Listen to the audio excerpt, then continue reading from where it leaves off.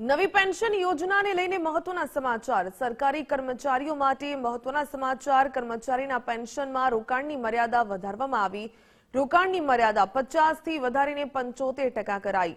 ઇક્વિટીમાં રોકાણની મર્યાદા 75% કરવામાં આવી. તો નાણાં વિભાગ દ્વારા નોટિફિકેશન જાહેર કરવામાં આવ્યું.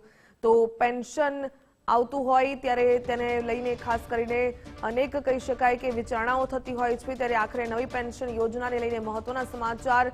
સરકારી કર્મચારીઓ માટે આ મહત્વના સમાચાર છે. કર્મચારીના પેન્શનમાં રોકાણની મર્યાદા વધારી દેવામાં આવી. વધારી 75% કરવામાં આવી છે. વધુ વિગત મેળવીએ સંવાદદાતા નિકુંજ જાની પાસેથી. નિકુંજ, નવી પેન્શન યોજનાને લઈને શું વિગતો પ્રાપ્ત થઈ રહી છે? નવી પેન્શન યોજનાને લઈને રાજ્ય સરકારે ફાઇનાન્સ ડિપાર્ટમેન્ટ તરફથી એક નોટિફિકેશન ઇસ્યુ કરવામાં આવ્યું છે.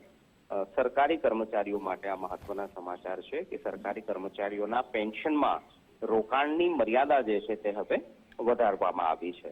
સરકારી કર્મચારીઓના પેન્શનમાં રોકાણની મર્યાદા 50%થી વધારીને હવે 75% કરવામાં આવી છે.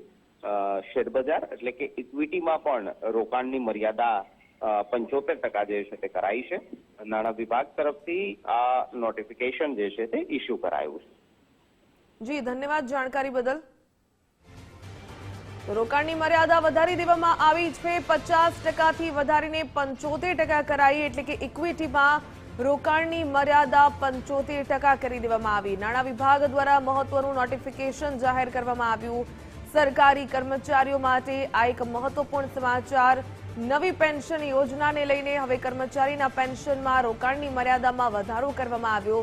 જે પહેલા 50% કહી શકાય રોકાણની મર્યાદા હતી તે વધારીને 75% કરી દેવામાં આવી છે. એટલે કે ઇક્વિટીમાં રોકાણની મર્યાદા વધારીને 75% કરવામાં આવી. નાણાં વિભાગ દ્વારા મહત્વનું નોટિફિકેશન.